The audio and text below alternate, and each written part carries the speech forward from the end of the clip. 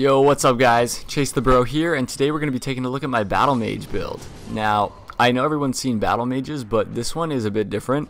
It's centered around performing one guaranteed combo, and in order to get this combo off, you need to have the Hazel's Pick, you need to have the Soul Greatsword, and you need to have the Sage Ring +2 equipped.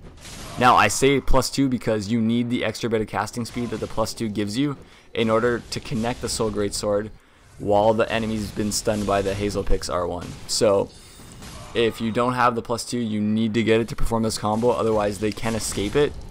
But as you can see, when you're landing the R1, it stuns them long enough that the Soul Greatsword can automatically hit, and it does a huge amount of damage. Also, this build is just not only good for that one combo. You can have 5 spells equipped based on how I built up my mage, and you can change it up, you can do whatever you like, but this is your bread and butter. You're going to want to go for this as much as you can. Whenever you land an R1, just go for the Soul Greatsword, because why not? It's added damage.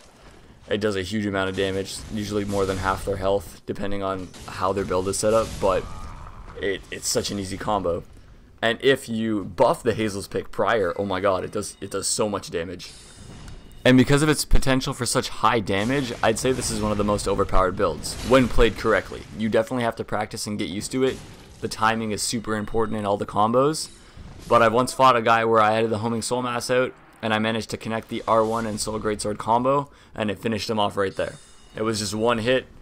It was crazy. I felt bad for the guy, but this build is so amazing. Now, all that being said, every build has weaknesses, and this build is no exception.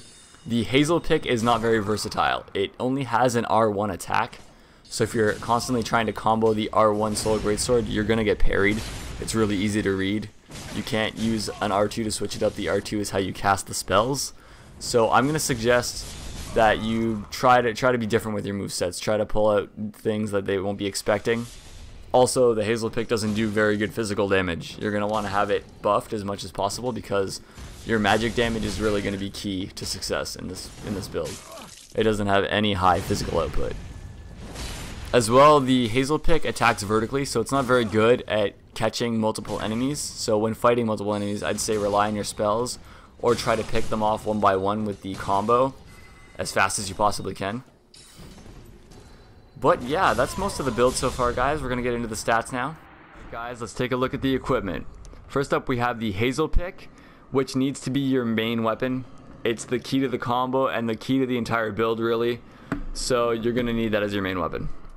You can use whatever shield you prefer. You can have a 100% physical block shield, or you can use a parry shield. I just prefer to have a parry shield because I can infuse them with a simple gem, which allows my mana to rebuild over time, which would be ideal for this build. I just don't happen to have a simple gem yet, sadly. As for your armor, you can wear whatever you think looks cool, as long as you keep it under 70%. That's up to you.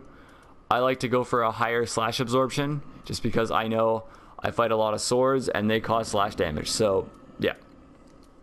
I'm also wearing the Crown of Dusk because it increases your magic damage, which this build is really centered around, so I'd recommend doing the same. As for the rings, I'm wearing the Young Dragon Ring, which boosts sorceries, and the Bellowing Dragon Crest Ring, which greatly boosts sorceries because they stack, and that heavily increases your magic damage. You need to wear the Sage Ring +2 in order to do the combo. I already went through this with you guys.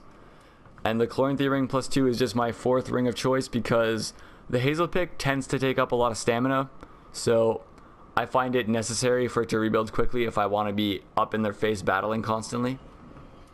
But yeah, that's it for the equipment.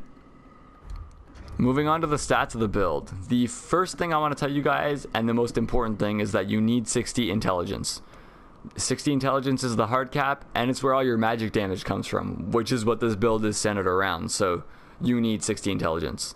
After that, you need a really high mana pool, so your attunement needs to be between 24 and 30, because this build is really heavy on mana consumption. So I went for 30 because I wanted a really heavy mana pool. I wanted a lot of mana. I didn't want to have to worry about it while I was fighting. You can do what you like, but I'd say go between 24 and 30. After that, you need the base stats for the Hazel Pick, which is 12 strength and 10 dexterity. Now, I started with the warrior class, so I automatically had 16 strength, so I can't lower it to 12, or I would. But based on the stat layout, I thought I'd get the most out of having a warrior as the starting class. After that, you can really just throw points into vigor and endurance how you personally like it. I didn't want to be squishy, so I gave myself 35 health, and the rest went into endurance. And that's really it, guys. That's the entire build. That's the stats. You know the strategy, you know the combo, you know everything. Thank you guys for watching. I appreciate all the comments on my videos and letting me know what I'm doing right and wrong. And like and subscribe if you like them. There's definitely more builds to come, more videos. Yeah. Thanks, guys. Chase the Bro out.